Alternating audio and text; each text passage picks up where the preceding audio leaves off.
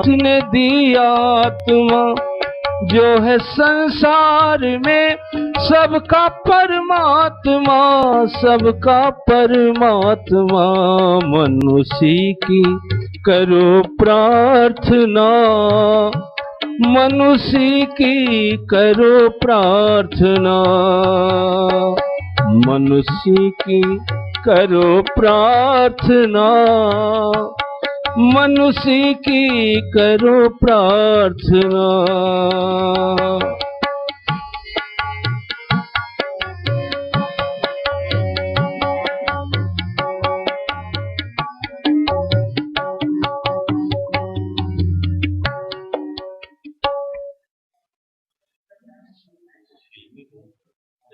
फिल्मी नहीं है, फिल्मी नहीं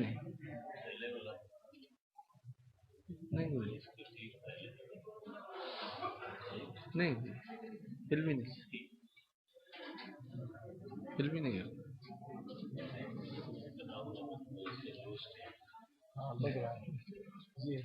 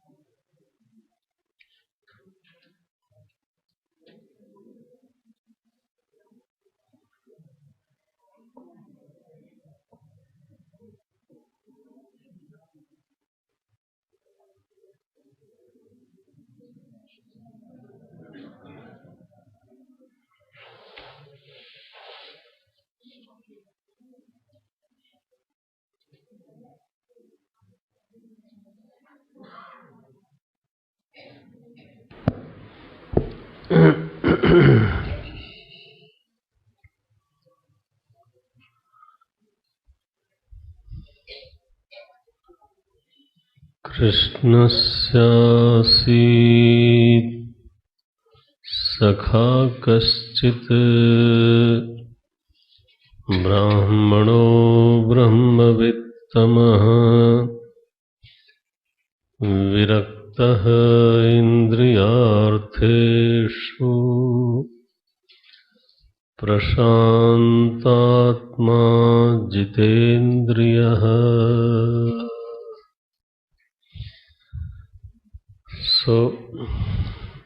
भगवान श्री कृष्ण के एक सखा हैं, उनका नाम है सुदामा जी। ये कथा हम लोगों ने बारंबार सुनी है। सुदामा जी का जो परिचय है यहाँ दिया गया 6वां श्लोक है ये। कृष्णस्य आसीत सखा कश्चित। कश्चित शब्द दिया है, कोई उनका एक सखा था, ब्राह्मण था। ब्रह्मवित्तमः, यहाँ ब्रह्म शब्द का अर्थ है वेद, तो ये ध्यान में रहे। ब्रह्मवित्तमः का अर्थ है वेदवित्तमः, माने वेद के बहुत अच्छे निष्णात विद्वान हैं। विरक्तः, बिल्कुल विरक्त हैं। विरक्तः इंद्रियार्थेषु प्रशांतात्मा जितेन्द्रियः यदृच्छयोपपन्नेन वर्तमानो गृहाश्रमी तस्य भार्या कुचैलस्य क्षुत्क्षामा च तथा विधा पतिव्रता पतिं प्राह म्लायता बदनेन सा दरिद्रा सीदमाना सा वेपमानाभिगम्य च ननु ब्रह्मन् भगवतः सखा साक्षात् श्रियः पतिः ब्रह्मण्यश्च शरण्यश्च भगवान् सात्वतर्षभ। ये कहा तो श्री सुदामा जी का व्यक्तित्व यह है, विद्वान है, ब्राह्मण है, विषयों के प्रति विरक्त हैं, जितेंद्रिय हैं और अंतःकरण उनका सदा शांत रहता है। गोरे थे, काले थे, लंबे थे, ये बाहरी परिचय सुदामा जी का दिया नहीं गया। असली जो व्यक्तित्व का परिचय है वही सामने रखा गया। अंतःकरण प्रशांत है, विरक्त है, इंद्रियां जीती हुई हैं और बुद्धि में वेद भगवान विराजते हैं। ये इससे बेहतर परिचय तो हो नहीं सकता। देखें हम लोग जब परिचय करते कराते हैं तो संबंधों की बात करेंगे, रंग रूप की बात करेंगे, पहनावे की बात करेंगे, बंगले की बात करेंगे, है ना। ये सब बातें होती हैं। सारे के सारे हमारे परिचय ज़्यादातर बाह्य परिचय होते हैं। व्यक्तित्व तो माने बाहर से अलग ही है ना। अब उनका जो मूल चरित्र है जिसके ऊपर ये कथा पढ़ने सुनने को मिलती है वो उस पर जरूर ध्यान रखें। वो ये है कि सुदामा जी भगवान श्री कृष्ण, बाद में पता लगता है कि भगवान श्री कृष्ण के वो गुरु भाई थे। उनकी पत्नी जब बोलती हैं तब पता लगता है कि श्री कृष्ण के वो सखा थे। लेकिन जब सुखदेव जी महाराज आरंभ करते हैं परिचय तो किसी संबंध का उल्लेख नहीं करते। बताओ बोला, नाम भी नहीं बोलते, कश्चित बोलते हैं। अब ऐसे तो हमारे सुदामा जी हैं, लेकिन उन्होंने व्रत लिया गुरुकुल से आने के बाद कि मेरी जो वृत्ति होगी, जीवन जीने के लिए जो जीविका मैं चुनूंगा, तो इसमें आदमी चुनाव कर सकता है। माने वो कृषि वृत्ति लेता है, वैश्य वृत्ति लेता है, ब्रह्म वृत्ति लेता है, क्षत्र वृत्ति लेता है, शूद्र वृत्ति लेता है, जैसी जिसकी रुचि और सामर्थ्य है, ये तो हमारा अपना चुनाव है। कुछ तो प्रकृति खुद ही नियंत्रित करती है और कुछ हमारा अपना भी चुनाव होता है।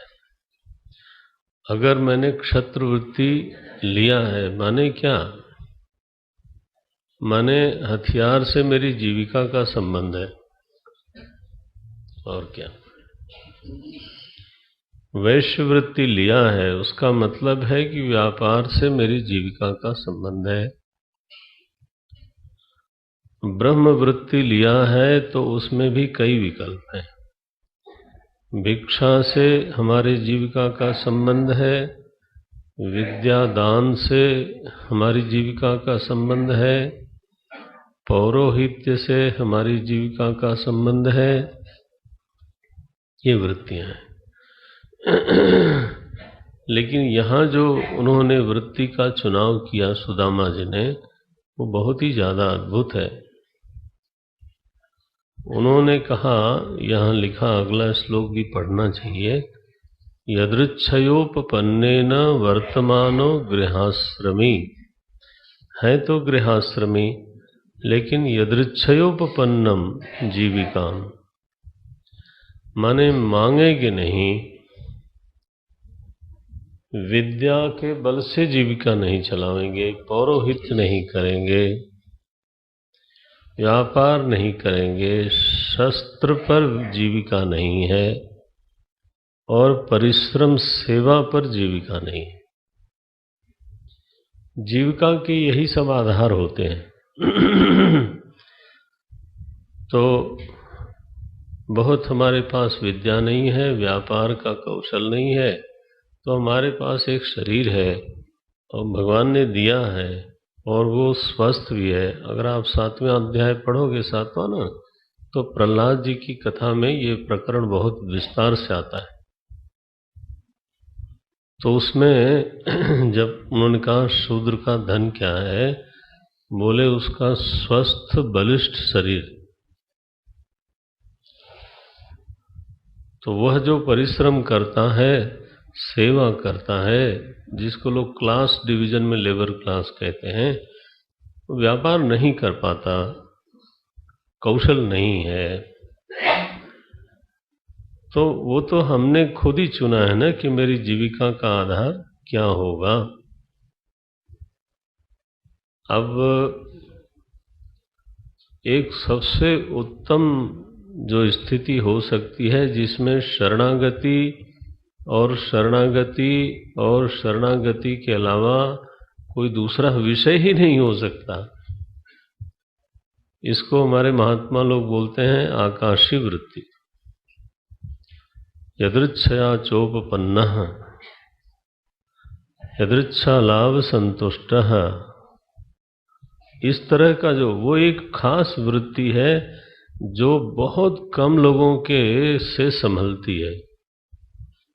सुदामा जी की जो महिमा है ना, वो इसी बात में है।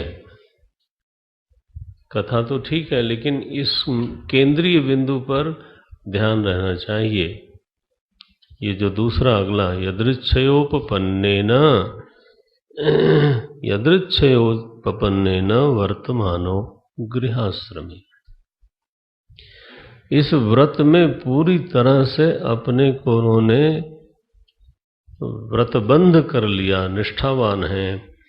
अब उनकी धर्मपत्नी है कुचैला, बिल्कुल माने क्षुतक्षमा, क्षुधा को भूख को सहती हैं, लेकिन बच्चा है तो उसको भूख लगती है तो बहुत कष्ट होता है उनको। हमारे गोस्वामी जी ने लिखा, नहीं दरिद्र सम दुख जगमाही। दुख जो है ना, दारिद्र से बढ़ के कोई दुख नहीं होता है। लिखा, दरिद्रा सीद माना सा, बहुत दरिद्र हैं, दुखी हैं, कांपती हुई अपने पति के पास गई, वेपमाना अभिगम्य। और उन्होंने कहा कि ब्राह्मण, मैंने सुना है कि साक्षात लक्ष्मीपति आपके सखा हैं।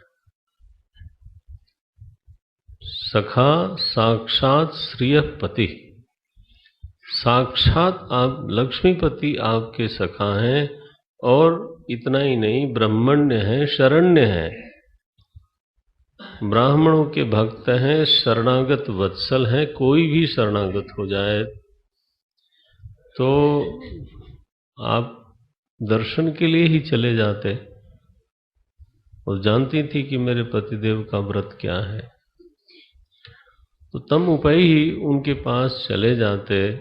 तो उनको और तो कोई प्रलोभन नहीं आया, लेकिन यह आया कि चलो इस बहाने, जानते थे ये भगवान हैं, तो हमारे इष्ट देव से हमारी भेंट हो जाएगी, दर्शन हो जाएगा। तो उन्होंने कुछ उपायन उपहार मांगा, और थोड़े तंडुल चिवड़े लेकर के तो वो गए हैं वहाँ पर। यहाँ प्रकरण है, भगवान ने जब दूर से उनको देखा, अब वो कैसे प्रविष्ट हुए होंगे इसका विस्तार बहुत नहीं है। किसी भी सम्राट के यहाँ सीधा पहुँचना आसान नहीं होता है, लेकिन कथा में कई बातों का उल्लेख नहीं होता है। जो उनको मूल बात कहनी होती है वो कहते हैं। ये न समझना कि वहाँ कोई प्रोटोकॉल नहीं था और कृष्ण भगवान बरामदे में बैठे रहते थे, हैं, ये न समझ लेना। भगवान भाष्यकार ने एक जगह एक उदाहरण दिया ब्रह्मसूत्र में, बोले कई बार एक वचन का प्रयोग होता है, लेकिन समझना बहुवचन चाहिए। तो क्या दृष्टांत दिया उन्होंने, राजा गच्छति, एक वचन है ना, राजा जाता है। तो बोले अगर मनुष्य गच्छति होता ना तब तो ठीक था, लेकिन जब शब्द लिख दिया राजा गच्छति, तो राजा कोई ऐसी वैसी चीज थोड़ो है कि अकेले चला जा रहा है। तो यही कहना पड़ेगा कि परिकरई ही सह, परिकरों के साथ, रक्षकों के साथ, है ना, अपने पूरे राज समाज के साथ ही राजा चलेगा। राजा फिर क्यों कहलाएगा अगर नहीं जाएगा तो वो एक वचन है जरूर। अगर कह दिया जाए कि आपके घर राजा साहब आने वाले हैं, तो आप एक आदमी का भोजन मत बना लेना, हाँ, नहीं तो फिर तो फंस जाओगे महाराज। यहाँ आश्रम में कई बार कोई लोग पधारते हैं तो फोन तो यही आता है कि वो आ रहे हैं, आना चाहते हैं लेकिन वो अकेले थोड़ो होता है, हम जानते हैं उसको। अरे हम ही लोग कहीं जाते हैं तो अकेले नहीं जाते, और तो क्या बताएं। और अगर कई शहर में हम लोगों की भिक्षा हो, कानपुर वाले जानते हैं और सभी लोग जानते हैं, तो उनको कितने लोगों का भोजन बनवा के रखना पड़ता है। क्या है, स्वामी जी की भिक्षा है। अरे स्वामी जी की भिक्षा है, स्वामी जी क्यों कितनी रोटी खाएंगे, इतना बना के रखा है सब। अगर कहीं मनचंदा जी के यहाँ भिक्षा है तो टेबल तो इतनी छोटी नहीं है ना मनचंदा जी, इतनी छोटी तो नहीं है, लेकिन महाराज वो क्या बोलते हैं, कॉकटेल हो जाता है। आदमी सावधान न रहे तो वहीं पंजाबी, साउथ इंडियन, अरे कहो तो चाइनीज भी वही हो, सब पेट में डालो, अंदर जा कर के वो गड़बड़ करे। तो भाई आप चुन चुना लो, बात खत्म तो यहाँ देखो, बात जब कहीं सुदामा जी भगवान के सामने पहुंच गए, तो आप कुछ उटपटांग न समझ लेना कि बस इतने सस्ते थे। द्वारिकाधीश भगवान, कोई आदमी रोकने वाला ही नहीं था, ऐसा थोड़ा होता है। अब सीरियल बीरियल देख करके ना अपनी कल्पना मत बनाना, थोड़ा खुद ही कल्पनाशील होना चाहिए, ठीक है ना। कई बार तो मिसलीड ही कर देते हैं, हाँ, लंगड़ाते हुए दिखाते हैं, बताओ, है ना। सुदामा जी, प्रभु जी काहे को लंगड़ाएंगे, वो कहाँ लिखा है कि वो लंगड़े थे, या उनके घुटने में दर्द था। मैंने व्हाट इज दिस, उनका जो मूल परिचय है वो तो दिखाना मुश्किल। If you can depict that, विरक्तः इंद्रियार्थेषु प्रशांतात्मा जितेंद्रियः ब्राह्मणो ब्रह्मवित्तमः, अगर ये दिखा सको, है कल्पनाशीलता तो दिखा सको तो बढ़िया है, ले दे के दिखाते क्या हो आप भगवान जाने। मैंने कहीं पढ़ा नहीं कि शकुनी लंगड़ा था, आज तक मैंने नहीं पढ़ा। लेकिन महाभारत पहला बना तो उसको लंगड़ा दिखाया, और आजकल सीरियल एक चला हुआ है, मैं तो ज़्यादा देखता नहीं क्योंकि उसमें ग्रंथ से बाहर की बातें बहुत हैं, स्वयं की कल्पनाएं बहुत हैं। एनीवे, लेकिन वो भी लंगड़ा है। तो ऐसा ही नोशन बन जाता है, क्योंकि जो लोग सीरियल्स के शिष्य हैं, भाई सब लोगों के अलग अलग गुरु होते हैं, तो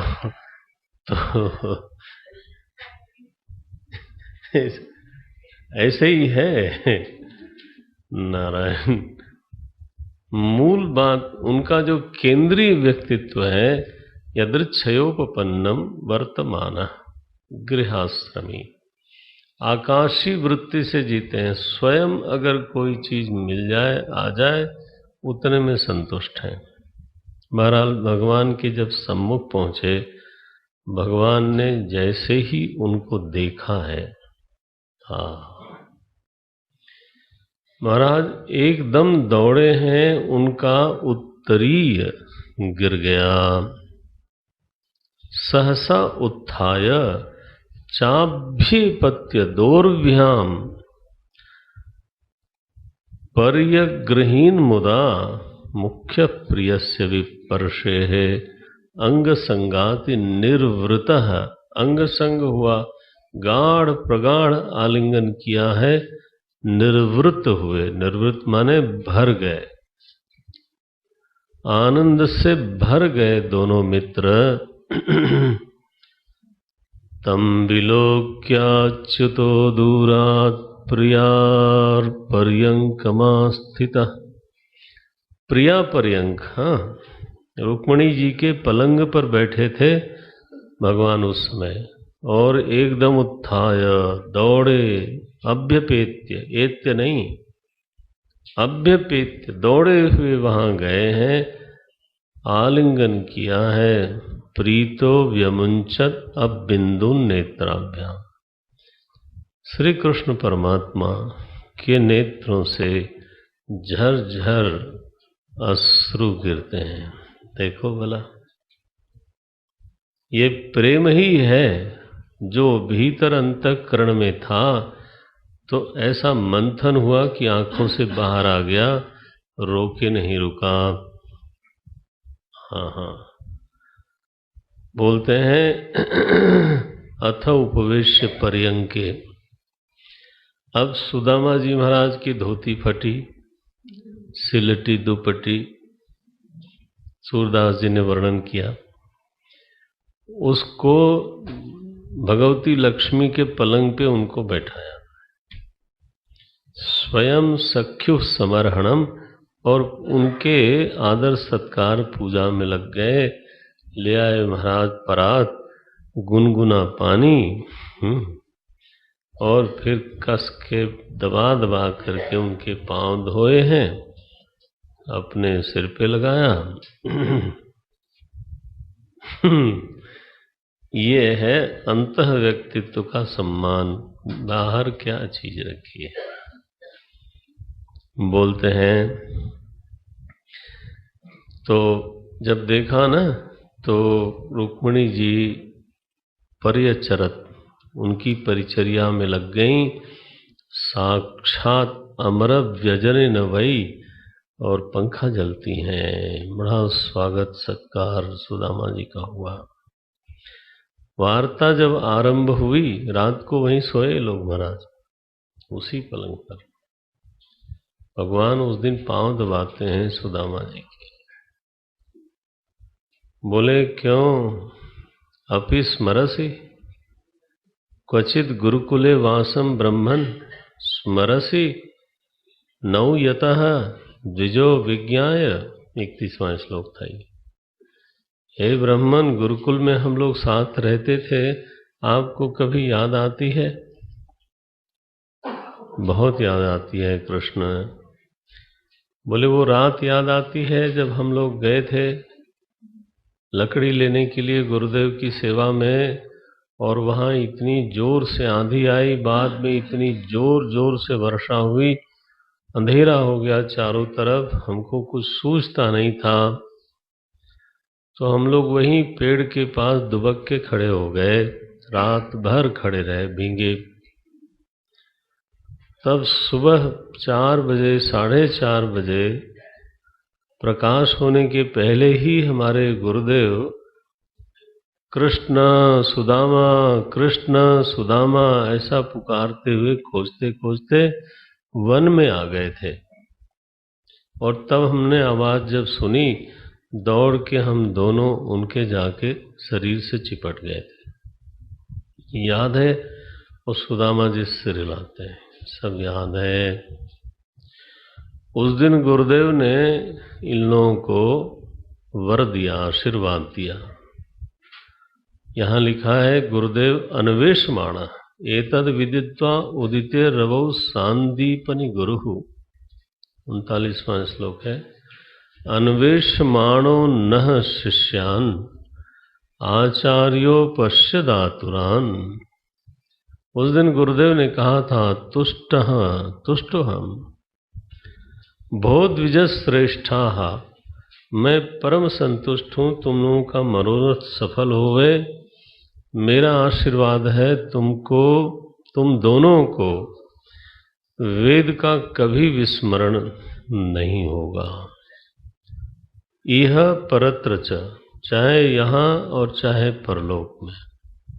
याद है गुरुदेव की करुणा, उनका हम लोगों के प्रति प्रेम कि वो हम लोग नहीं पहुँचे तो सुबह सुबह जो है खोजने निकल पड़े थे। वो जो कथा है ना चने वाली, वो भागवत की नहीं है। वो क्या बोले, वो दंत कथा है, दांत से निकली है। दंत कथा माने क्या? ये दांत से निकली है लोगों के, और बहुत गाते बजाते हैं लोग, और क्या बताया जाए, जस्टिफाई भी करते हैं कि चूंकि उस दिन सुदामा ने अकेले चना खा लिया था इसलिए दरिद्र थे। ऐसे भी बोल देते हैं बड़े भाई साहसी लोग।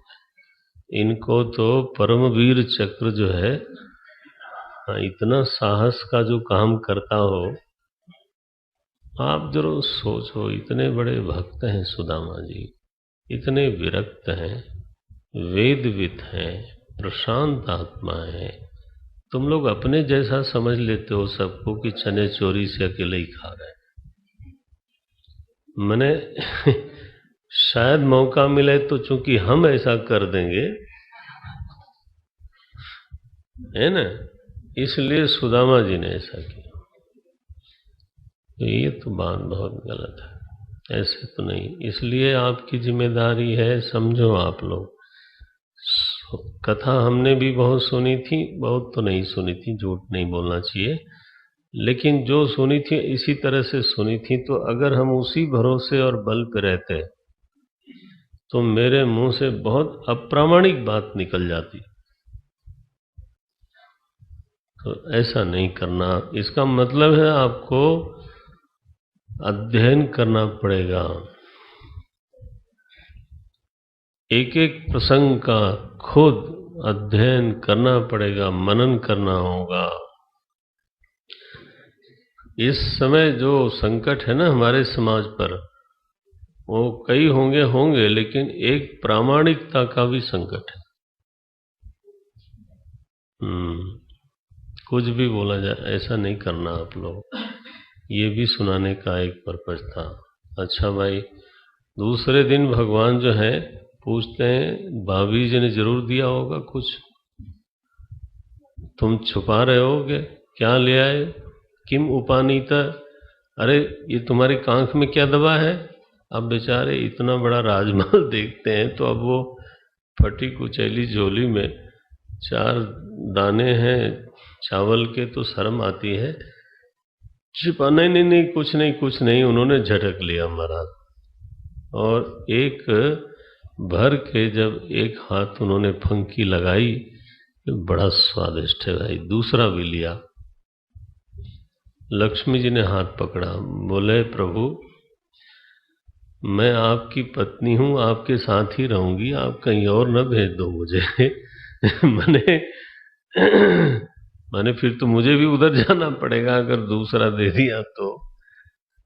अच्छा, सेवा पूजा तो बहुत हुई सुदामा जी की, लेकिन धोती देखने के बावजूद भगवान ने कुछ पूछा उछा नहीं। परिवार कैसे चलता है वो सब पूछा नहीं, और बड़ा सम्मान से विदा कर दिया। और ये महाराज रास्ते में चले जा रहे हैं, बोले देखो भगवान की क्या कृपा है। धन से अभिमान हो जाता है, माने ये है कि खाना पीना ठीक हो जाएगा, वो नहीं, धन से अभिमान हो जाता है। इसलिए भगवान ने हमें, है ना, धन आदि नहीं दिया। भगवान की कृपा मानते हैं, ऐसा कुछ स्मरण करते हुए जब पहुंचे अपने गांव, और उस गली में पहुंचे, देखा तो यहाँ तो गांव ही गायब है। यहाँ तो तरह तरह के भवन, और उनका तो, उनके जहाँ झोपड़ी थी वहाँ राजमहल। वो महाराज बोले इतनी जल्दी, बिल्डर्स आजकल बहुत तेज हो गए हैं, ये जरूर कोई हाई क्लास बिल्डर आया है, हमारा सारा गांव ही उसने इधर उधर कर लिया सरकार से मिल करके रातों रात। बोले क्या हुआ, यही तो मेरी झोपड़ी थी। तब तक एक देवी स्वर्ण भूषणा, बिल्कुल सोने से लदी फदी साड़ियां ऐसी बढ़िया पहने हुए, दास दासियों के साथ सोने की थाली में आरती रोली लेकर के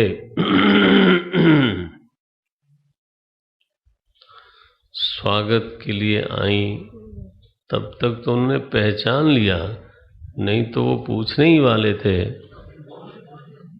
देवी आप कौन हो? जरूर पूछते हैं। वो तो कुचैला को छोड़ गए थे, और यहाँ ये हाल है। अब तो सुदामा जी देखते ही रह गए कि अरे बताओ भगवान कैसे देते हैं। सामने से देने में हमको संकोच होए, मैं उनके एहसान से दब जाऊं, है ना, उपकार के भार से टूट जाऊं, ऐसा न होने पावे। तो इसलिए बिना जनाए, बिना बताए हमको दिया। ये भगवान के देने की रीत है। हम लोगों को भी जो उन्होंने जो भी दिया है ना, कभी जनाते नहीं हैं। ख्याल रखना पड़ता है, तभी पता चलता है, नहीं तो हम लोग तो महाराज भूलने में एक नंबर है। तो ये हमारे जो हमने ये बुकमार्क निकाला, तो इस पे लिखा था गॉड गिव्स एंड फॉरगिव्स। भगवान क्या करते हैं? बोले देते हैं, भूल जाते हैं। Gives and forgives, and we get and forget. हम लेते हैं और भूल जाते हैं। We get and then forget, he gives and he forgives. ये फर्क है। नारायण इस तरह की स्थिति है। अब इसमें देखो कृष्ण भगवान के देने का सौंदर्य, लेकिन जो दूसरी चीज है जो देखना है, सुदामा जी का जो व्रत है ना, आकाशीय वृत्ति, वो सब कुछ अवसर होने पर भी वो टूटा नहीं। कृष्ण भगवान उनकी सेवा में हैं, उनके पलंग पर सोते हैं सुदामा जी, वो उनकी चरण सेवा कर रहे हैं, है ना। अगर तो कहीं वो आकाशीय वृत्ति का जो व्रत है तोड़ना था तो तोड़ सकते थे, परीक्षा के दिन जरूर आते हैं।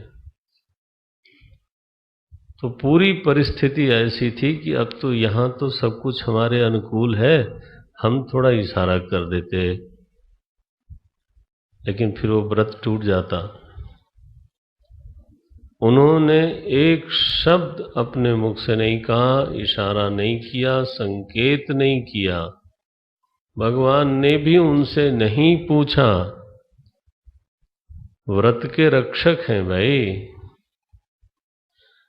तो एक दरिद्र सुदामा रहता था, बस इतना ही याद है। ये नहीं याद है कि एक आकाशीय वृत्ति से भक्त सुदामा रहता था और वो थोड़े समय के लिए ही दरिद्र था। कृपा करके ये भी ध्यान में लावें, भक्त हमेशा ही दरिद्र होगा, विद्वान हमेशा ही दरिद्र होगा, ऐसी धारणा मत बना लो भैया। सुदामा जी का दारिद्र्य कितनी देर के लिए था? कोई भक्त दरिद्र नहीं होता। वॉलंटियरली अगर वो अपरिग्रह करता है, अपरिग्रह दारिद्र नहीं होता, यह बात जाननी चाहिए। लेकिन फिर वो हम लोग थोड़ा कभी इधर उधर हो जाते हैं। तो ये सुदामा जी की कथा है। मूल बात यही है, भगवान के देने में एक बहुत खास सौंदर्य है। सबको वही देते हैं, बहाना बना के देते हैं। हम लोग को लगता है मैंने अपना कर्म किया तो हमको मिला, माने क्रेडिट चली गई कर्म को, बहुत अच्छा है। यही तो भगवान चाहते थे। और तुम जब बहुत कर्म करते हो तब भी एक पीरियड ऐसा आता है जब नथिंग क्लिक्स। तब कहाँ गया था कर्म? कर्म से ही मिलता है, ये पूरा सच नहीं होता। भगवान देने के लिए बहाना बनाते। अनुग्रहित होने का भाव होना चाहिए। आगे ये लोग समंत पंचकम तीर्थ में गए हैं और वहाँ पहली बार गोपियों से कृष्ण मिले, नंद बाबा से मिले, यशोदा मैया से मिले। और यशोदा जी तो बस क्या बतावें। मैंने कहा था ना, अब इस समय क्या उम्र हो गई कृष्ण भगवान की महाराज। मैंने 30 वर्ष में तो पहली शादी हुई और सारी रानियों के 10-10 बच्चे हुए। तो हाँ महाराज, 10-10 बच्चे हुए, 16,108 के। तो अब आप सोचें कि वो मैंने 1 साल बाद तो हुए होंगे, कम से कम गर्भ खाली हो तब ना होंगे। तो उम्र जरा जोड़ो, मैंने कम से कम 70-80 साल के श्रीमान जी हो गए होंगे। अब हम तो क्या है, कैलेंडर वाला सोचते हैं ना हमेशा, नौजवान। जरा जोड़ो तो सही। उनके लड़के, उनके पोते, सबकी शादी हो गई थी, उनके भी बच्चे हो रहे थे। तो ये लोग तो महाराज, अब ठीक है उस जमाने में लोग शायद जल्दी, लेकिन ऐसे देखा जाए तो बुढ़ऊ लोग थे। नहीं चलो भाई, आपको हम नहीं भंग करना चाहते, प्रौढ़ थे कम से कम। बाल इधर उधर हो रहे होंगे सफेदी की तरफ दोनों के। और उस समय यशोदा जी की आयु क्या होगी?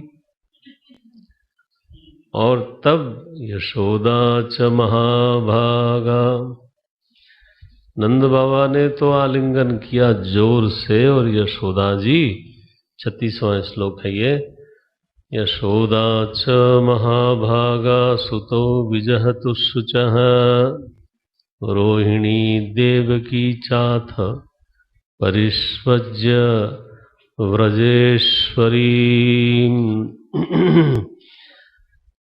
कर कृष्ण रामो परिष्वज्य पितरौ अभिवाद्य च। हम वो देख रहे हैं कि कहाँ गोद में बैठाया है उन्होंने। हाँ, अच्छा मिल जाएगा तो बता दूंगा, मैं अभी कथा नहीं रोक सकता। तो यहाँ सबसे भेंट हुई, गोपियों से जब भेंट हुई तो उलाहना दिया कृष्ण भगवान ने, उल्टा चोर कोतवाल को डांटे। बोले क्यों, कभी हमारी याद आई तुम लोग को? तुम लोग रम गई होगी अपने गृह कार्य में, अपि स्मरथ। गोपियों ने कहा महाराज स्मरथ क्या, बोले ही नहीं कभी, तो फिर से याद करने का क्या मतलब है। यहाँ गोपियों को उपदेश किया है भगवान ने, यहाँ गुरु बन करके गोपियों को उपदेश किया। और गोपियां यहाँ आकर के मुक्त हुई। ये 48वां श्लोक है 82वें अध्याय का, नीचे की पंक्ति देखो। अध्यात्म शिक्षया गोप्यः एवं कृष्णेन शिक्षिता तद अनुस्मरण ध्वस्त जीव कोशाः। ये बहुत अद्भुत फलश्रुति है। गोपियों का जो जीव कोश है ना, ध्वस्त हो गया। ध्वस्त जीव कोशाः तम अध्यगमत, अध्यगमन वो कृष्ण से बिल्कुल कैवल्य भाव को प्राप्त हो गई। श्री कृष्ण का यहाँ पर गुरु रूप है, शिक्षक रूप है। तो भगवान उनके महानायक ही नहीं है, सद्गुरु भी है। देखो मुक्ति दे दी। अब यहाँ वर्णन है कि द्रौपदी जी ने 8 पट्टरानियों से पूछा है कि कैसे कैसे तुम्हारी शादी हुई। ये 83वां अध्याय है, तो आप पढ़ लेना विस्तार से। एक एक ने बताया है ठीक ठीक से, तो आपको आनंद आवेगा। नारायण 90 अध्याय का ये स्कंद था, यहाँ पूरा होने को है। बीच में सुभद्रा जी का विवाह हुआ। अब वो हमारे बलदाऊ भैया तो नहीं चाहते थे, तो भगवान ने मने कई ऐसे काम किए, रण छोड़ दिया। अब कोई भाई अपने बहन का हरण करवा दे बताओ, तो अर्जुन को चढ़ाया, ले जा आज रात को हरण कर लो। तो सुभद्रा का हरण करवाया, फिर उनका विवाह हुआ। बाद में दाऊ भैया को मनवा लिया किसी तरह से। तो इस तरह से ये 10वां स्कंद यहाँ पर समाप्त होता है। 11 स्कंद में हम लोग प्रवेश करते हैं। 10वें स्कंद में एक बार वसुदेव जी ने कहा कि कृष्ण तुम भगवान हो, तुम ब्रह्म हो, इत्यादि इत्यादि बहुत बोला। तो कृष्ण भगवान ने उनको फुसला दिया महाराज। बोले पिताजी आप हमारे सबसे बड़े सुहृद हो। वेदांतों में गुरु लोग शिष्य को ऐसे ही बोलते हैं, तुम ब्रह्मन। तो आप जो है हमारे ऊपर उपकार करने के लिए आपने हमें उपदेश किया है, असल में स्तुति नहीं। अब वसुदेव जी भूल गए उसमें कि अच्छा ऐसा है, ठीक है। देखो वसुदेव जी का उद्धार भगवान से नहीं हुआ। ये तो 11 स्कंद में श्री नारद जी पधारते हैं, तब उनका उपदेश से उद्धार होता है। बहरहाल 11 स्कंद प्राप्त होते ही भगवान का संकल्प दिखाया गया। भगवान ने कहा अब बहुत हो गया, अब यदुकुल का विनाश कर देना चाहिए। ये लोग भी बहुत मतवाले हो गए हैं, इनको कोई हरा नहीं सकता, पीते पाते बहुत हैं, अत्याचारी हो रहे हैं। कभी कभी लगता है कि ये परिवार को संस्कारी बनाने का पूरा प्रयास करना चाहिए, लेकिन बहुत आग्रह मन में नहीं रखना चाहिए, तैयारी रखनी चाहिए। कि इसके बावजूद ये डिस्को जरूर कर सकते हैं, क्योंकि कृष्ण भगवान जैसा परिवार था, बताओ भला, और उनके परिवार में इस तरह के लोग हो ही गए। भगवान कहते हैं हम इनका नाश होना चाहिए। तो संकल्प कर लिया उन्होंने, और जब संकल्प हुआ तो फिर तो पूरा होता है। क्या हुआ कि ऋषियों ने अपनी छोटी सी बस्ती द्वारिका के बहुत करीब बना ली, क्योंकि उनको बार बार आने का मन होता था। तो अब कहाँ चित्रकूट से द्वारिका जाएं, वो तो बहुत कठिन काम है, वहीं बना लिया। आते जाते थे तो एक बार जा रहे थे लोग, तो इनका देखो मन, पेट में कपड़ा उपड़ा भर के, सांब था वो बहुत सुंदर था, तो स्त्री वेश में बोले ऋषि आप लोग तो त्रिकालज्ञ हो, इसके पेट में क्या है, लड़का होने वाला है लड़की होने वाला है। देखा अरे कृष्णवंशी होकर के ऐसा करते हैं। फिर याद आया भगवान की यही इच्छा है। बोले अब जो भी होगा वो तुम्हारे कुल का नाश करेगा। राम राम। चले गए। इन लोगों ने जल्दी जल्दी पेट खोला तो उसमें एक लोहे का लोढ़ा निकला महाराज। अब तो डर गए लोग। अब यही एक बात थी कि कृष्ण भगवान को इन्होंने बताया नहीं था। उग्रसेन को जाके बताया, उग्रसेन ने भी कृष्ण को नहीं बताया, और उसका महाराज इतनी घिसाई करी बुरादा बन गया। हाँ जी। उसको फेंकवा, थोड़ा सा रह गया, घिसते घिसते उसको भी फेंक दिया समुद्र में। वो भी कहाँ, दूर ले जाके फेंको। कहाँ दूर फेंका, कहाँ द्वारिका, कहाँ प्रभास, दूर हैं। सोमनाथ जी दूर हैं वहां से। हम तो दोनों जगह गए, टाइम लगता है पहुंचने में, तो इतनी दूर ले जाके फेंकवाया।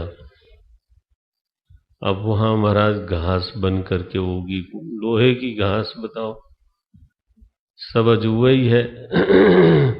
ये अवतार काल में तमद्भुतम, और फिर आखिरी काल में भी तमद्भुतम ही हो रहा है। अच्छा भाई, तो यहाँ काम व्यवस्था तो हो गई। भगवान मन में देख रहे हैं हमारी योजना ठीक ठीक चल रही है। इधर नारद जी पधारे एक दिन, तो वसुदेव जी के मन में आज के दिन तो बहुत ही जोर से मुमुक्षा है। नारद जी को प्रणिपात किया। बोले नारद जी, कृष्ण का पिता होने पर भी मुझे कोई विशेष तृप्ति तो नहीं हुई। माने अगर मैं कहूं कि जीवन सार्थक हो गया, कृतकृत्य हो गया, तो ये तो नहीं हुआ। जितनी खुशी हुई जीवन में, उतना ही दुख भी हुआ। बैलेंस शीट बराबर है। आप जरा सोचो, विवाह के दिन मेरा इतना अपमान हुआ, ये कोई कम दुख की बात है? पहला बच्चा हुआ, उसको देना पड़ा, दूसरा, तीसरा है? इतने दिन जेल में रहना पड़ेगा। मने जीवन में अगर हिसाब किताब लगाया जाए तो फिर तो बात दूसरी निकल आती है। और कौन बोल रहा है ये? वसुदेव जी के पिताश्री। लोग ये बातें करते हैं कई बार मंचीय भावुकता में कि भगवान का नाखून भी दिख जाए तो क्या बात है, आहा, दिख जाए। वो उनको खिलाते थे वसुदेव जी।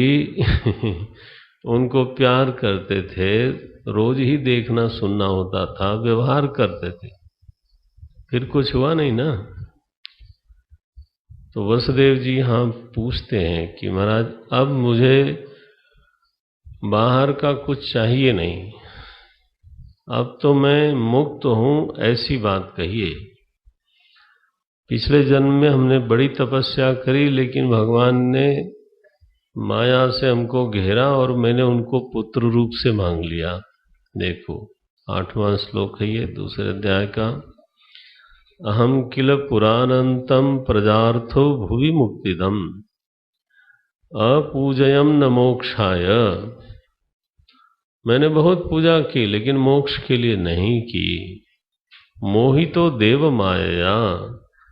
देखो भला, भगवान को पुत्र प्राप्त करने का जो भाव आया, वसुदेव जी कहते हैं ये मेरा मोह था। अब इससे ज्यादा साफ क्या कहा जाए। इसीलिए महाराज ये पारमहंस संहिता है, परमहंसों को प्रिय लगती है। हाँ हाँ हाँ, ये तो संसार संहिता नहीं है। ना ना ना ना ना, बोले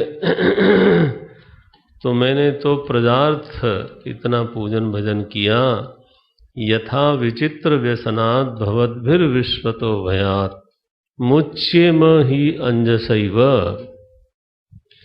अब तो मुझे ऐसा साधिनः ऐसा उपदेश करिए जिससे मैं मुक्त हूं। अब नहीं चाहिए कोई इस तरह की स्थिति। बाहर मेरी समझ में आया कि बाहर कोई ऐसी परिस्थिति नहीं मिल सकती जिसमें जीव जो है वो कृतार्थ हो जाए, चाहे वो लोकांतर हो, चाहे इस लोक में भगवान का माता पिता बनना हो। ओहो, नारद जी ने कहा कि ऐसा एक प्रश्न यदु महाराज ने, ऐसा एक संवाद हुआ था विदेह के साथ, यदु नहीं, विदेह महाराज के साथ नव योगीश्वरों का संवाद हुआ था। यह है दूसरा अध्याय एकादश स्कंद का, जो ऋषभ देव के पुत्रों की अब आगे कथा होती है। पंचम स्कंद में ऋषभ देव जी की कथा है, वो यहां आके पूरी होती है। नव योगीश्वर की कथा है। उन लोगों से विदेह जी ने प्रश्न किया, वो आप सुनो, उसका उत्तर सुनो। पहला जो प्रश्न उन्होंने किया कि आत्यंतिकम क्षेमम पृच्छामः, अंतिम क्षेम में पूछता हूं, आप बता दें कृपा करके। तो उन्होंने कहा कि देखो, क्षेम श्रेय, अंतिम श्रेय तो ये है कि भागवत धर्म का पालन करना चाहिए। मैं संक्षेप कर रहा हूं। हाँ, कवि नाम के योगी हैं, उन्होंने भागवत धर्म का उपदेश किया। भागवत धर्म क्या है, आपको सभी लोगों को वो श्लोक मालूम है। कायेन वाचा मनसेन्द्रियैर्वा बुद्ध्यात्मना वानुसृतः स्वभावात् करोति यद्यत् सकलं परस्मै नारायणायेति समर्पयेत् तत्। हम लोगों को बोलना हो तो समर्पयामि, लेकिन उपदेश है तो समर्पयेत्। बोले अगर इस भागवत धर्म में कोई ठीक से अपने को स्थापित कर ले तो धावन निमील्यवा नेत्रे न स्खलेत न पतेदिह, उसका कभी पतन नहीं होता। बस अपने सारे कर्मों का विसर्जन करना सीख जाए। अच्छा भाई, महाराज ने दूसरा प्रश्न किया, भागवत क्या चीज है, किसको, किस भक्त को भागवत कहेंगे। इसमें एक श्लोक बोलता हूं मैं, ये 50वां श्लोक है। सबसे उत्तम भागवत कौन है? वासुदेवैकनिलयः। बस आप यही समझ लो, यही हमारा आपका परम लक्ष्य है। वासुदेवैकनिलयः स वै भागवतोत्तमः। केवल वासुदेव ही जिसका निवास स्थान हो,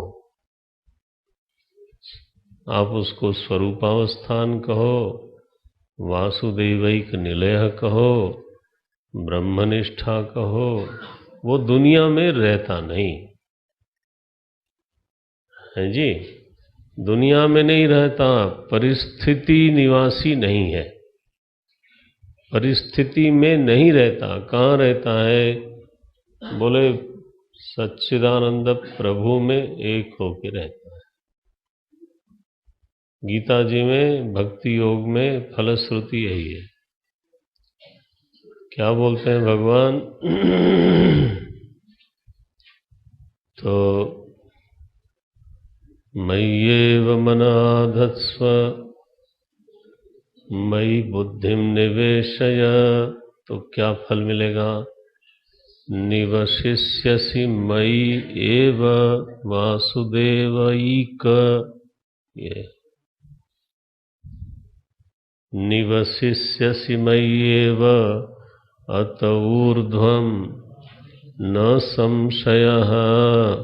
जीव भाव जब तक है परिस्थिति में रहना होता है, जब अपने स्वरूप में गया तो वो परिस्थिति निवासी होता नहीं। ये कितना बढ़िया लक्षण है। मैं तो समझता हूँ कि अब तो सारे श्लोक में लक्षण है, लेकिन ये तो चरम है। ये टटोलना सुबह उठने के बाद कि मैं कहाँ रहता हूँ, है नगर में, गांव में, कमरे में, देह में। कहाँ रहते हो भैया? देह में, अंतःकरण में। तुम रहते कहाँ हो? त्रिगुण में, प्रकृति में, स्वभाव में। कहाँ रहते हो? बोले ना ना, ये हमारी जगह नहीं है। मैं तो, मेरा निलय बन चुका है। निलीयते निशेषेण लीयते यस्मिन इति निलयः। मैं तो, मेरा तो बना हुआ है केवल वासुदेव स्वरूप सच्चिदानंद रूपाय। बस मैं तो वहीं रहता हूँ, कभी अंतःकरण में नहीं रहता। क्या बढ़िया। स भागवत नहीं, भागवतोत्तमः। भागवतानाम सएव उत्तमः, वही सबसे ऊंचा है। ये दूसरा उत्तर आया। तीसरा प्रश्न किया उन्होंने कि क्या चीज है ये? बोलते हैं माया क्या है? माया वेदितुम इच्छामः। बोले यार ब्रह्म के बारे में पूछो। बोले नहीं, माया के बारे में भी बताएं। तो यहाँ अंतरिक्ष ने उपदेश किया, जो जगत का कारण है। जगत देखते हो तो उसका कोई कारण होगा, वो त्रिगुणात्मक जरूर होना चाहिए, क्योंकि जगत में द्रव्य शक्ति, क्रिया शक्ति, ज्ञान शक्ति तीनों है। तो कारण में भी तीनों होना चाहिए। यही अनुमान होता है। स्वमात्रात्म प्रसिद्ध है। माया को किसी ने देखा नहीं है, अनुमान से सिद्ध है। विवेक चूड़ामणि में भगवान भाष्यकार ने लिखा, कार्यानुमेय सुधियैव माया। कार्य से ही अनुमेय है, कार्य से ही जानी जाती है। एषा माया भगवतः सर्गस्थित्यंतकारिणी। चौथा प्रश्न आता है, माया दुस्तराम, आप बतावें ये दुस्तर माया है कैसे? तरंती अंजह, सहसा शीघ्र ही उससे तर जाए आदमी, जबकि उसके पास बहुत सूक्ष्म बुद्धि न हो। स्थूल धियः, लो जी, स्थूल धियः 17वां श्लोक है। स्थूल धियः तरंती अंजः, ये कोई उपाय है? बोले है, बिल्कुल है महाराज। पहले तो अपने में कुछ दोष जरूर रहते हैं, उनको देखना सीखो। वो तभी होगा जब परदोष देखना बंद करें। अच्छा, फिर तस्मात् गुरुम आपद्येत, फिर गुरुपसक्ति जरूर होनी चाहिए। फिर श्रद्धा करके शास्त्र का श्रवण करें, अनिंदा का आश्रय, निंदा न करें किसी की। मैं तुम्हें बताता हूं, एक जीवन का व्रत हो जाए। जीवन इच्छा परायण न हो, इच्छा के पीछे पीछे न भागे। जीवन कर्म परायण भी न हो, कर्म के पीछे पीछे न भागे। कर्तव्य परायण भी न हो, धर्म परायण भी न हो। अरे महाराज, ये तो बढ़िया बढ़िया बातें हैं। बोले हैं, लेकिन जीवन तो नारायण के पीछे पीछे भागना चाहिए। हमारी इच्छा, हमारा कर्म, हमारा कर्तव्य अंततः उन्हीं की ओर ले जाता है कि नहीं। 33वां श्लोक है ये, तीसरे अध्याय का। यही है सहज उपाय। नारायण परो मायाम अंजस्तरति। क्या बढ़िया सहज उत्तर है। दुस्तराम, माया बहुत दुस्तर है, लेकिन मामेव ये प्रपद्यन्ते, उसी की व्याख्या है। नारायण परो मायाम अंजः तरति दुस्तराम। महाराज ने 5वां प्रश्न किया, नारायण किसको कहते हैं? तो अब नारायण शब्द की व्याख्या होती है। जन्माद्य से यतः का विवरण कर दिया, स्थिति, उद्भव, प्रलय इत्यादि। भगवान नारायण का बहुत विशद लक्षण किया है, हम यहाँ विस्तार नहीं कर सकते, लेकिन अनुमान के क्षेत्र में तटस्थ लक्षण में जो समूचे प्रपंच का भिन्न निमित्तोपादान कारण है, उसको नारायण कहते हैं। ये उत्तर है यहाँ पर। आप पढ़ना, आपके पढ़ने के लिए है। आगे का प्रश्न किया 6वां, कर्मयोगम वदत।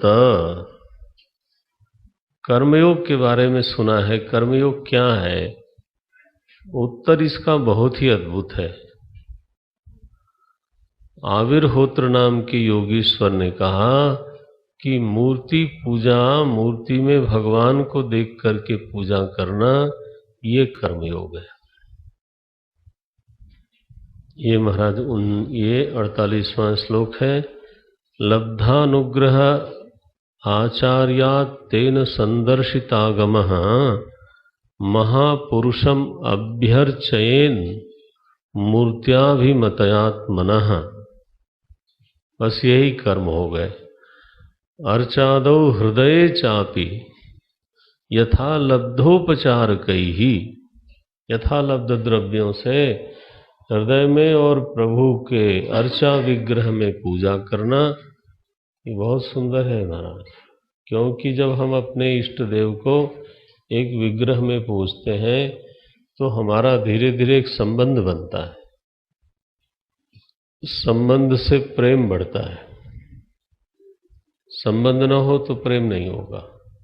संबंध से प्रेम बढ़ेगा, ध्यान दें, और प्रेम होगा तो समर्पण होगा। कर्मयोग किसको बोलते हैं? कर्म को समर्पित करने का नाम कर्मयोग है।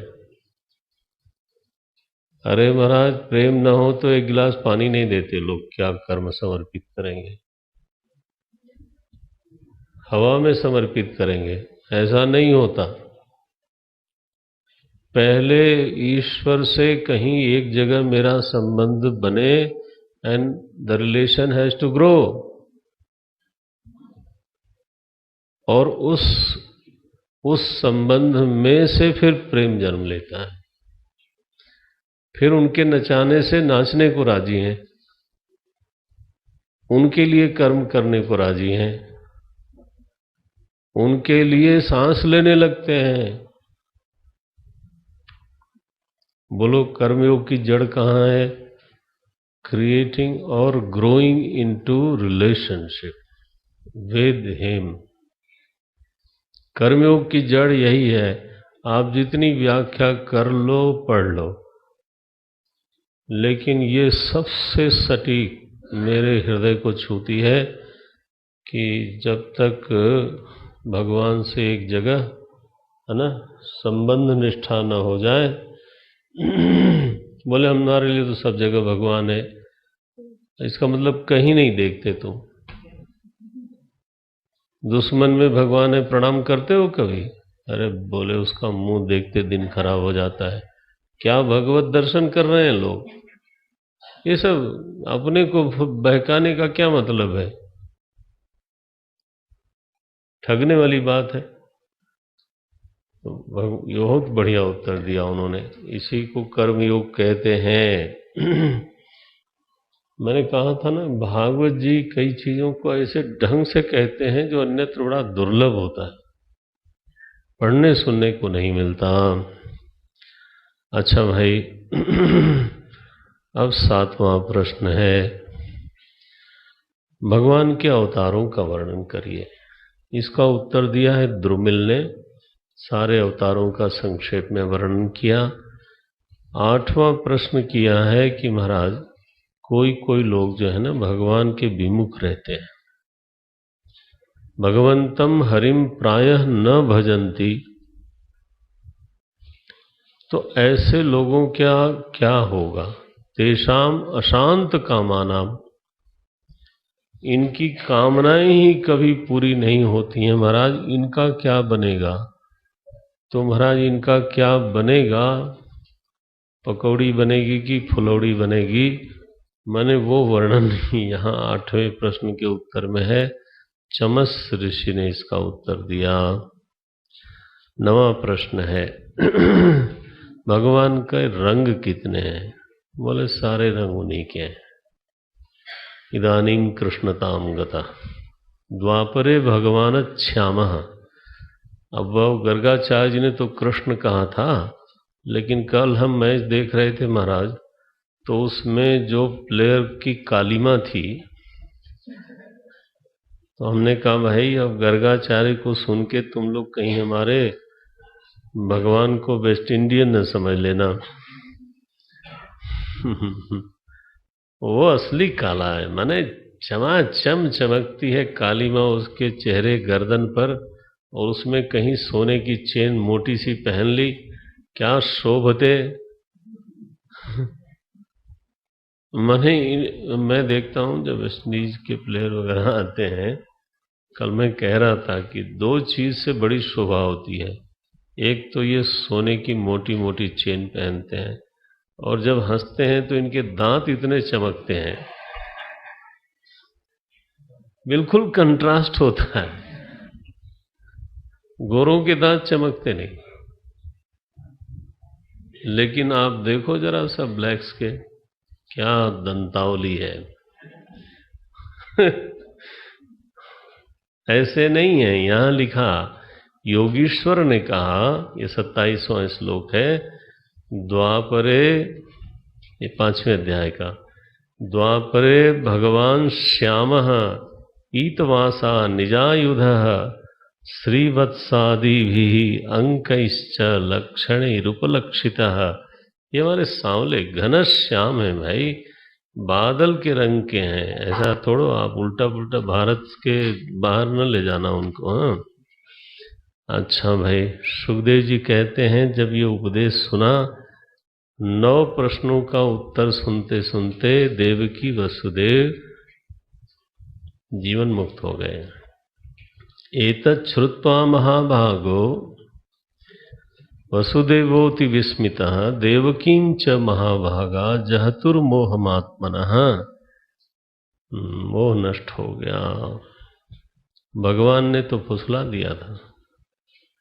भागवत है ना, भगवान हमेशा अपने भक्तों को बढ़ाई देते हैं। अच्छा, ये प्रकरण हो गया। अब महाराज ब्रह्मा जी सभी लोग पहले तो बुलाने गए थे, अब आए। उन्होंने कहा, भगवान आपको यहाँ रहते रहते 125 साल हो गए। बोले हैं, हमें तो लगा ही नहीं कभी। यही हम लोगों को लगता है, जब कोई उम्र बताता है तो झटका लगता है? अन्यथा तो क्योंकि भीतर जो स्वरूप है ना वो कालातीत है, उसका आरोप होता है अंतःकरण शरीर पर, और शरीर का आरोप होता है उसमें। अन्य अन्योन्यास अन्य अन्योन्याध्यास है। ये स्थिति है। अच्छा भाई, तो जब इनको बताया, बोले महाराज आप 125 शरद ऋतु देख चुके हो और हम लोग, बोले आए क्यों? बोले हम लोग वहाँ आपको मिस करते हैं। अब आप वहीं पधारो, अब बहुत हो गया ये सब। सब तो हो गया, बस अब आप चलो, अगर आपको ठीक लगे तो। भाई देखो, सबऑर्डिनेट ऐसे थोड़ा बोल सकता है चलो, इनसबऑर्डिनेशन हो जाएगा। तो ततः स्वधाम परमम विशस्व यदि मन्य से, अगर आपको भला लगे तो चल पड़ो। भगवान ने कहा तुम लेट हो गए हो, ये व्यवस्था मैंने पहले ही कर ली है। मैंने ही संकल्प किया था, अब यदुकुल शापित हो चुका है, थोड़े दिनों की बात है, बस चलेंगे। भगवान जब बिल्कुल चलने का समय आया ना, तो ग्राह लगा, बोलते हैं समुद्र सप्तमे अन्नियेताम पुरीं च प्लावयिष्यति। आज से 7वें दिन समुद्र इस पूरी पृथ्वी को और इस नगरी को पूरी तरह से ढक लेगी। उद्धव जी ने देखा कि कुछ रंग ढंग अलग अलग सा लग रहा है। माने लगता है भगवान कुछ अब जाना चाहते हैं, तो एकदम शरण में गए। बोले योगेश, 7वें अध्याय में हमें 14वां श्लोक है। हे योगेश, हे योग विन्यास, योग आत्मन, योग संभव, निःश्रेयसाय में प्रोक्त त्याग संन्यास लक्षण।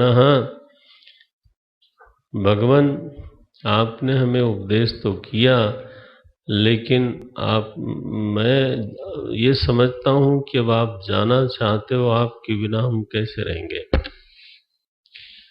रहना बहुत कठिन है। इस प्रसंग में फिर भगवान ने उद्धव जी को बताया कि देखो, अनुपस्थिति में मैं विश्वरूप में गुरु होता हूं, कभी भी मेरा अनुपस्थिति नहीं होती। दत्तात्रेय जी को जो उपदेश मिला वो मेरे विश्वरूप गुरु से मिला। यहां दत्तात्रेय जी की कथा शुरू होती है 7वें अध्याय से। उन्होंने ही महाराज यदु को बोला था कि मेरे 24 गुरु हैं। संति में गुरवो राजन बहवो बुद्ध्युपाश्रिता, 32वां श्लोक है ये। बहुत सारे हमारे गुरु हैं। कौन कौन गुरु हैं? बोले सबसे पहले तो देखें, मैंने आकाश से सीखा, प्राण से सीखा। प्राण मेरा गुरु है। मैंने वायु तत्व जो है नासिकांतरवर्ती, वो गुरु है। वो उतना ही धारण करता है भोजन को जितना उसकी जरूरत है, परिग्रह नहीं करता।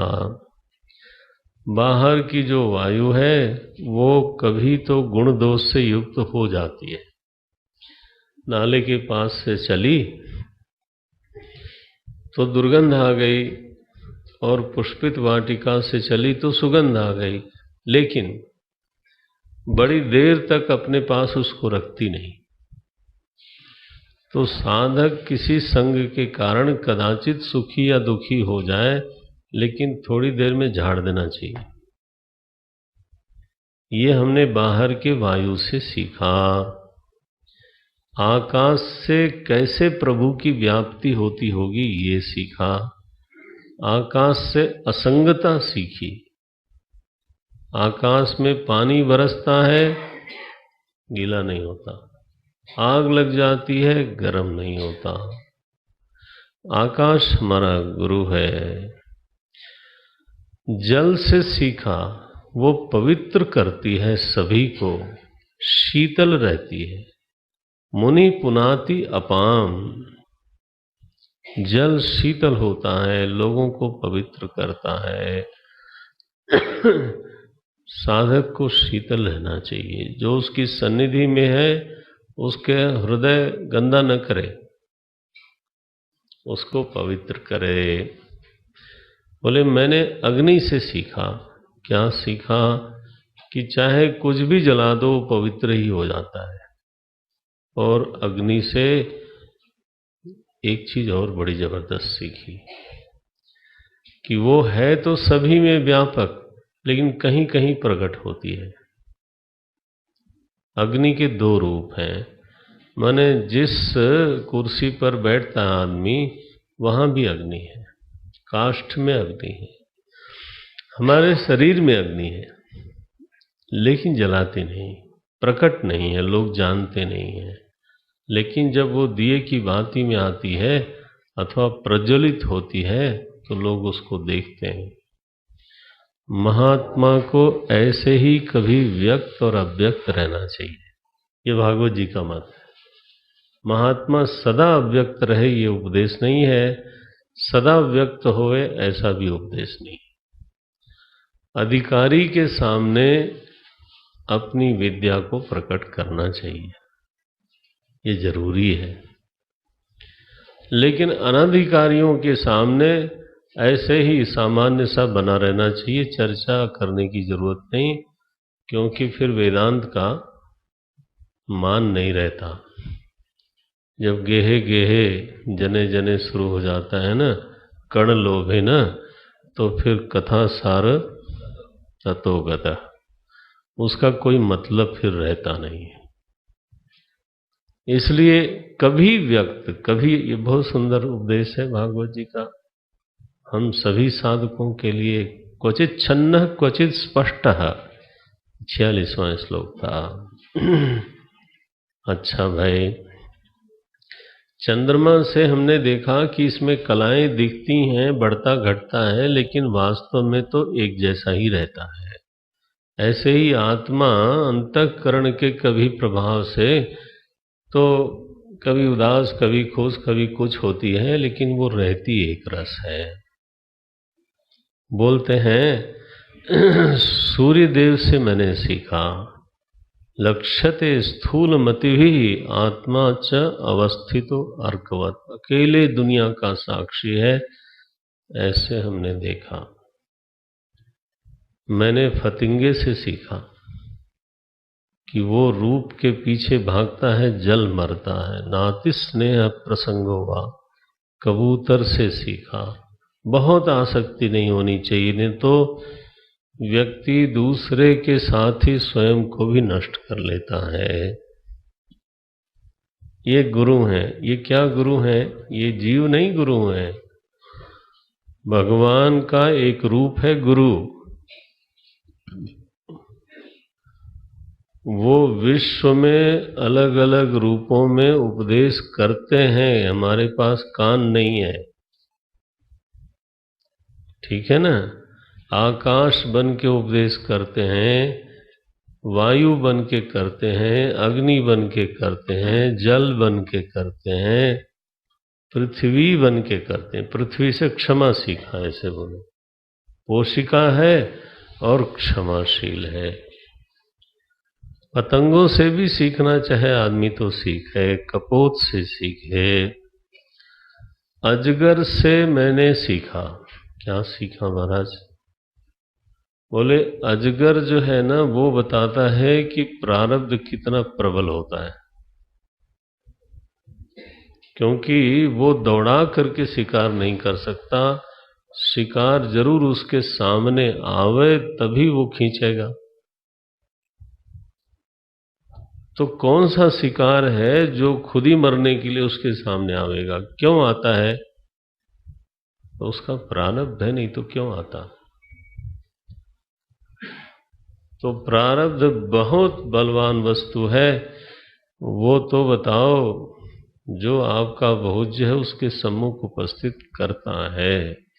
ये मैंने अजगर को देख करके प्रारब्ध के बल को पहचाना। समुद्र को देखा, प्रसन्न गंभीर। हाँ, दुर्विगाह, अगाध है। महात्मा का हृदय वैसे अगाध होना चाहिए। बोले महाराज, हाँ तो पतंग वाला तो प्रकरण हो गया। बोले ये मधुकर से मैंने सीखा कि संग्रही लोग प्रायः अपने संग्रह का भोग नहीं कर पाते। मधु इकट्ठा करते हैं इतनी मेहनत से, फूल फूल पर जा करके और जब इकट्ठा हो जाता है तो कोई और ही उतार के ले जाता है। यही स्थिति देखी है। तो संग्रही जो है वो अपने संग्रह का भोग करे, ऐसा देखने में नहीं आता।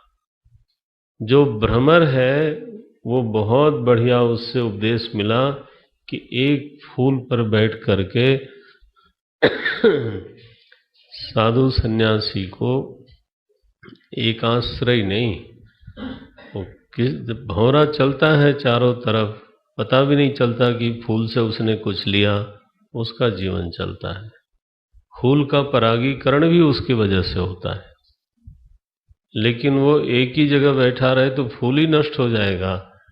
साधु को माधुकरी का आश्रय लेना चाहिए, ऐसा बोलते हैं। बोले हाथी से ये समझ में आया कि स्पर्श सुख जो है ना वो बहुत विनाशक होता है, क्योंकि वो स्पर्श के लोभ में ही गड्ढे में गिरता है। अच्छा भाई, ग्राम्य गीतम न श्रृणुयात, हिरण जो है संगीत सुन के फंस जाता है। मछली जो है वो जिह्वा के कारण फंस जाती है। एक वेश्या से भी सीखा मैंने, वो बहुत देर तक इंतजार करती रही ग्राहकों को, लेकिन फिर वो निराश हो गई। बोले इतना इंतजार तो भगवान का करती तो शायद भगवान मिल जाते। फिर वो भजन में लग गई। तो पिंगला वेश्या है, उससे भी हमने सीखा। बोलते हैं कुरर पक्षी से सीखा, परिग्रहो ही दुखाय, 9वें अध्याय में मैं हूं। बोले बालक से सीखा, बहुत क्षणिक उसका गुस्सा है, बहुत क्षणिक उसकी खुशी है, अपने में मस्त रहता है। एक कुमारी थी महाराज, धान कूट रही थी, उसको देखने के लिए लोग आए थे, उसकी चूड़ियां बज रही थी। तो उसने धीरे धीरे करके जब एक चूड़ी रखी तब जाके बजना बंद हुआ। तो वो बोलते हैं हमारे दत्तात्रेय जी भगवान कि एक एव चरिता, अकेले चलना चाहिए। बहुत लोगों की भीड़ में कुछ न कुछ बाजा जरूर बजता है। बाण बनाने वाला है, उसकी एकाग्रता सीखी।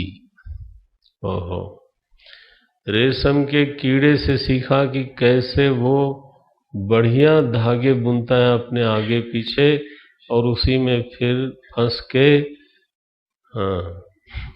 मर जाता है। कीट पेशस कृतम ध्यायन, एक कीट है जो अपने, वो तो ऐसे ही उदाहरण विवेक चूड़ामणि में भी है। तो वो जब उसको डंक मारता है तो उसका ध्यान करते करते वो वही हो जाता है, तो ऐसा बोलते हैं। एवं गुरुभ्यः एतेभ्यः एषा में शिक्षिता मतिः, ये उद्धव जी को भगवान ने सुनाया। किस लिए सुनाया?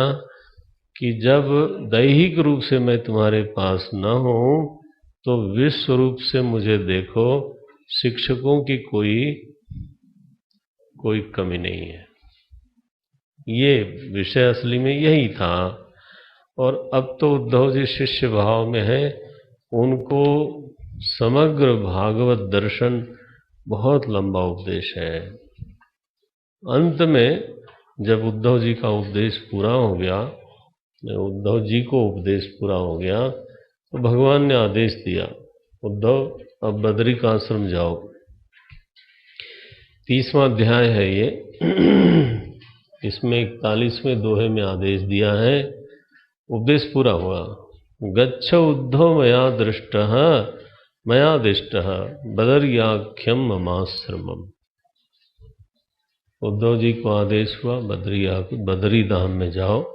यहाँ देखो बदरिया लिखा है, बदरी आश्रम, बदरी आख्यम, बदरी आश्रम हमारा धाम है, वहां जाओ, वहां स्नान करो, शुचि भाव से रहो।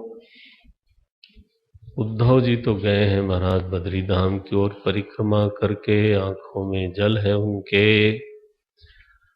ततो महाभागवत उद्धवे निर्गते वनम। अब तो उद्धव जी चले गए प्रभास क्षेत्र में, ग्राह लगा तो इन लोगों ने कहा प्रभास क्षेत्र तीर्थ है, वहां स्नान करना चाहिए। पूरा यदुकुल गया है सोमनाथ जी की तरफ।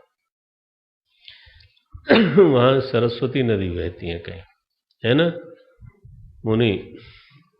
वहां प्रभास क्षेत्र में एक नदी बहती है, सरस्वती कहलाती है। तो वहां गए लोग, स्नान किया और स्नान आदि करके दान दक्षिणा बहुत करी, पूजा पाठ भी किया, वो संस्कार तो थे। लेकिन इसके बाद महापानाभिमत्ता नाम, ये 13वां श्लोक है, फिर बहुत पिया,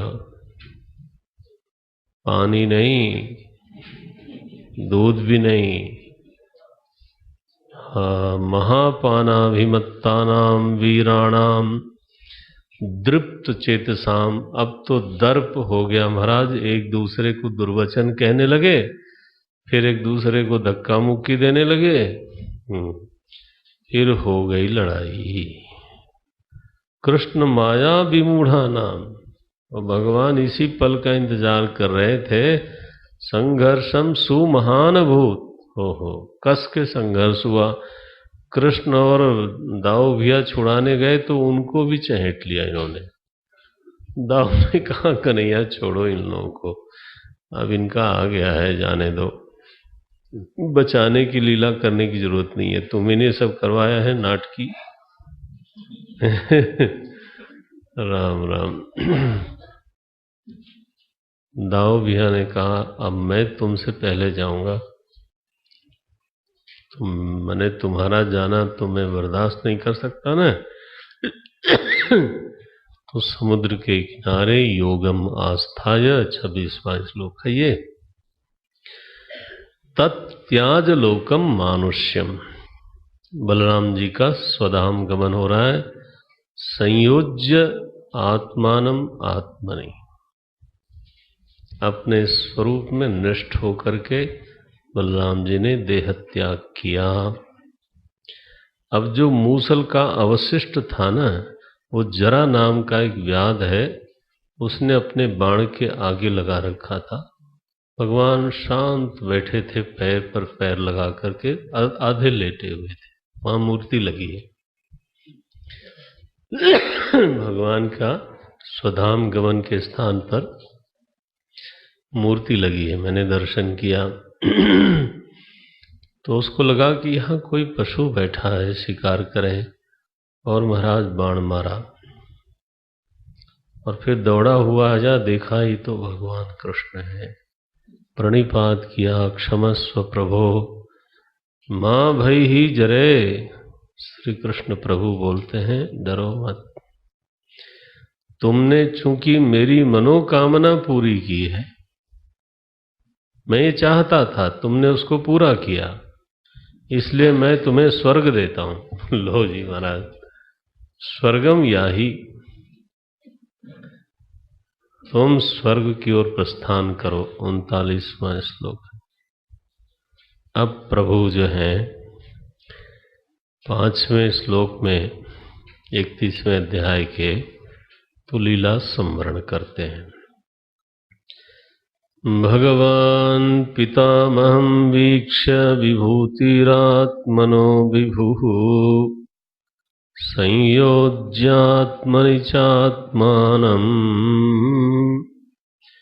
पद्मनेत्रे न्यमीलयत्।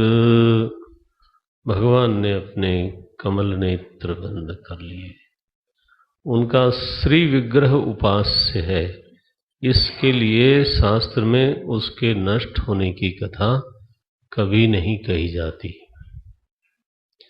नहीं तो नष्ट हुआ, कही नहीं गई तो हम कौन होते हैं बोलने वाले।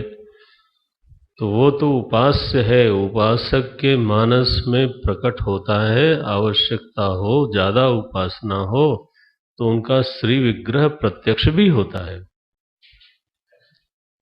कोई इसका निषेध नहीं कर सकता। इसलिए बस इतना ही लिखा, न्यमीलयत, अपने कमल नेत्र उन्होंने बंद कर लिए।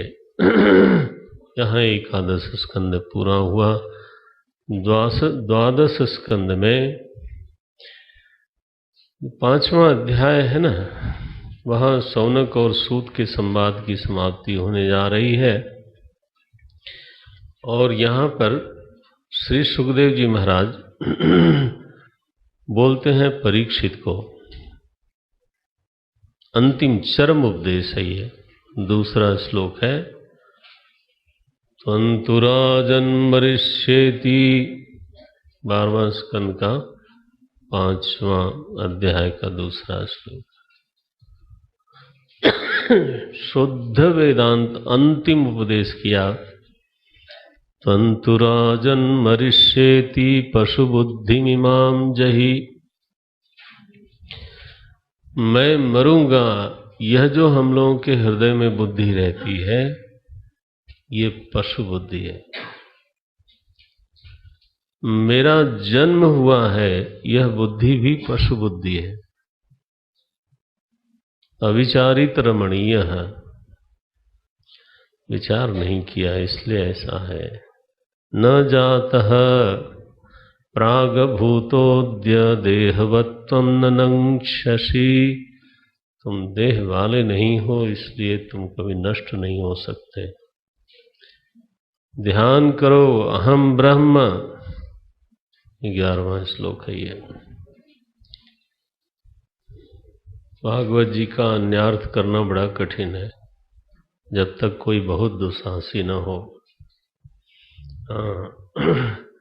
अहम ब्रह्म परम धाम ब्रह्माहम परमं पदम, एवं समीक्षन्नात्मानं आत्मन्याधाय निष्कले, निष्कल आत्मस्वरूप को देखते हुए बस शांत रहो, तुम्हारा कुछ बिगड़ने वाला नहीं है। न द्रक्ष्यसि शरीरम च विश्वम च पृथगात्मनः, स्वरूप को जान लो तो यह शरीर और विश्व तुमसे अन्य होकर के रह नहीं सकता और तुम में यह है नहीं। दिखेगा तो तुम्हारी सत्ता से दिखेगा और नहीं तो है नहीं। परीक्षित जी का उद्गार क्या है? सिद्धोस्मि, ये बोलते हैं महाराज 6ठे अध्याय में दूसरे श्लोक में, सिद्धोस्मि अनुग्रहीतोस्मि। यही तो फल होना चाहिए था ना भागवत का, मैं सिद्ध हूं। अरे मेरे प्रभु, पूरा भागवत होवे और सिद्धोस्मि जब तक ना वे नहीं हुई भागवत पूरी। कई बार सुनना है, कई बार पढ़ना है। तावत यावत ऐसा वृत्तिर्न जायते, सिद्धोस्मि अनुग्रहीतोस्मि भवता करुणात्मना। हे करुणा सागर गुरुदेव, आपने मुझे वो दृश्य दिखा दिया, वो तत्व दिखा दिया। मैं सिद्ध हूँ, मुझे किसी का भय नहीं है, मृत्यु से नहीं, तक्षक से नहीं। प्रविष्टो ब्रह्म निर्वाणम, मैं तो ब्रह्म निर्वाण में पहले ही प्रविष्ट हो चुका। अभयम दर्शितम त्वया, आपने अभय का दर्शन करा दिया है। बस सुखदेव जी उठे अपने व्यासपीठ से। हाँ, परीक्षित ने उनकी परिक्रमा की, सुखदेव जी महाराज व्यासपीठ से उठे, निकल गए। ब्रह्मभूतस्य राजर्षेः, वो तो ब्रह्मभूत थे, ध्यान में बैठे थे। उस समय तक्षक आता है, दंश करता है, महाराज परीक्षित का शरीर भस्म हो जाता है। ऐसा लिखा यहाँ। जल उठा, ऐसा तीव्र विष है। 12वें स्कंद का जो 12वां अध्याय है, उसमें संक्षेप में पूरी भागवत का है ना, यही है ना, पूरी भागवत का संक्षेप है। 12वें अध्याय 12 स्कंद का 12वां संक्षेप में पूरी भागवत की विषय सूची बता दी गई है। अंतिम है, अब मैं पाठ करता हूँ। भागवत की महिमा और उनके वक्ता के प्रति नमन करते हुए ये कथा अब बिल्कुल संपूर्ण होने जा रही है। आखिरी 13वां अध्याय है। 15वें श्लोक से ये प्रार्थनाएं हैं। सर्ववेदांत सारं हि श्रीमद्भागवतमिष्यते, तद्रसामृततृप्तस्य नात्यत्र स्यात् गतिः क्वचित्, निमग्नानां यथा गंगा देवानां अच्युतो यथा, वैष्णवानां यथा शंभो पुराणानामिदं तथा, क्षेत्राणां चैव सर्वेषां यथा काशी ह्यनुत्तमा, तथा पुराणव्रातानां श्रीमद्भागवतं द्विजाः। श्रीमद्भागवतं पुराणममलं यद्वैष्णवानां प्रियम्, यस्मिन् पारमहंस्यमेकममलं ज्ञानं परं गीयते। तत्र ज्ञानविरागभक्तिसहितं नैष्कर्म्यमाविष्कृतम्, तच्छृण्वन् विपठन् विचारणपरः, भक्त्या विमुच्येन्नरः। कस्मै येन विभासितोऽयमतुलो ज्ञानप्रदीपः पुरा। यहाँ से गुरु परंपरा है, लेकिन गुरु एक ही है। कस्मै माने ब्रह्मणे, कस्मै येन विभासितोऽयमतुलो ज्ञानप्रदीपः। ये जो भगवान नारायण ने चतुश्लोकी बोला था उसका उल्लेख है ना। 4 श्लोक में जो नारायण भगवान ने ब्रह्मा जी को किया।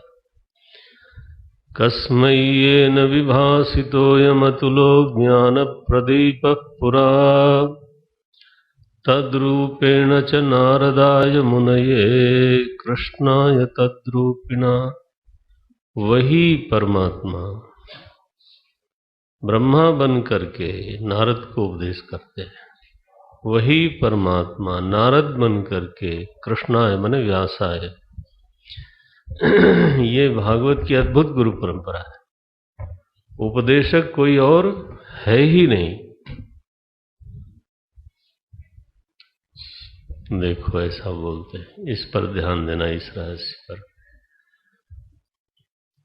तो तद्रूपेण च नारदाय मुनये कृष्णाय तद्रूपिणा, योगीन्द्राय तदात्मनाथ भगवद्राताय कारुण्यतः, तच्छुद्धं विमलं विशोकममृतं, सत्यं परं धीमहि।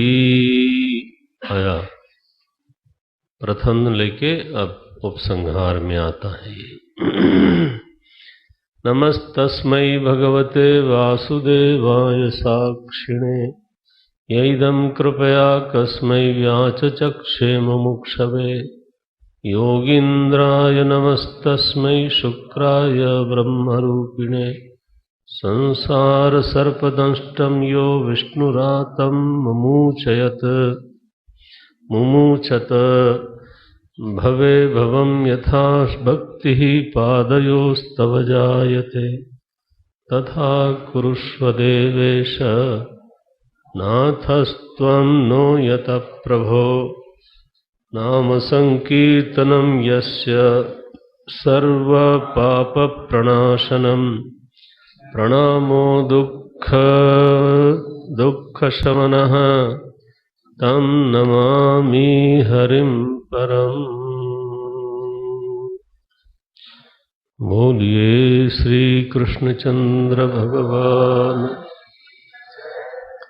श्रीमद्भागवत भगवान की, श्री सुखदेव जी महाराज की, सद्गुरुनाथ महाराज की, सब संतन की,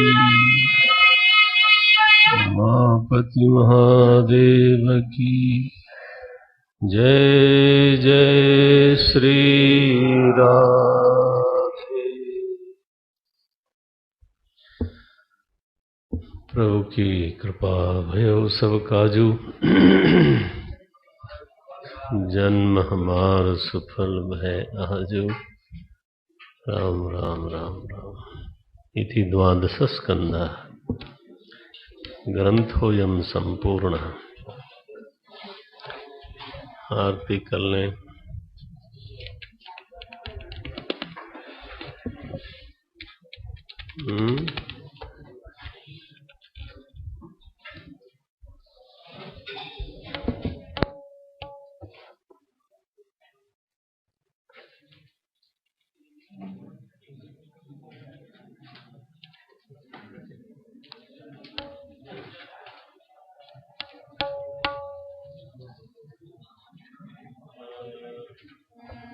आरती अति पावन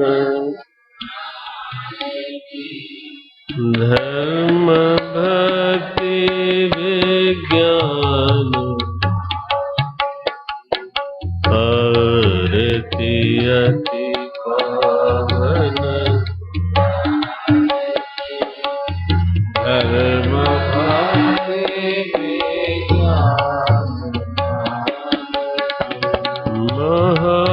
महापुराण भागवत सुखमुख विगलित निगम परमानंद सुधार समय लीला रति रस रस आरती अति पावन आरती अति पावन धर्म भक्ति ज्ञान कलिमल मथनी त्रिताप निवारिणी जन्म मृत्युमय भव भयहारिणी सेवक सतत सकल सुमहौषधि हरि चरित आरती अति पावन विषय विलास विनाशी विमल विराग विवेक विनाशिनी भगवत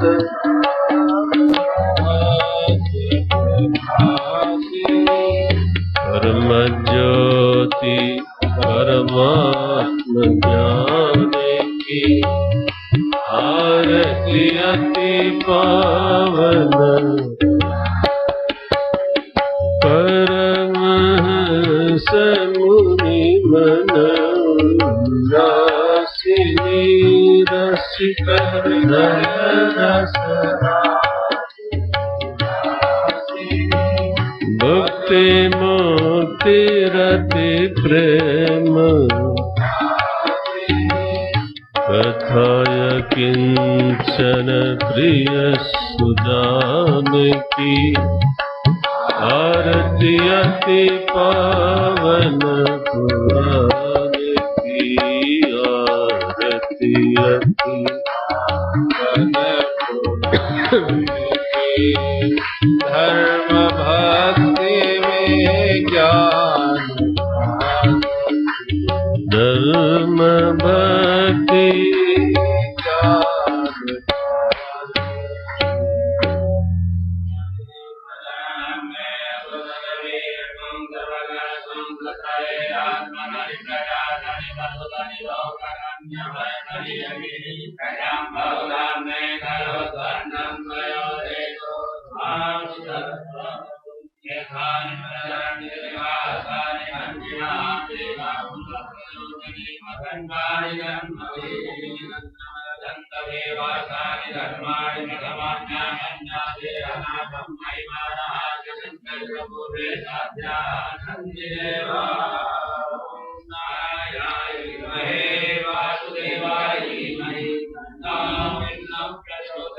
सबको दिखाएं।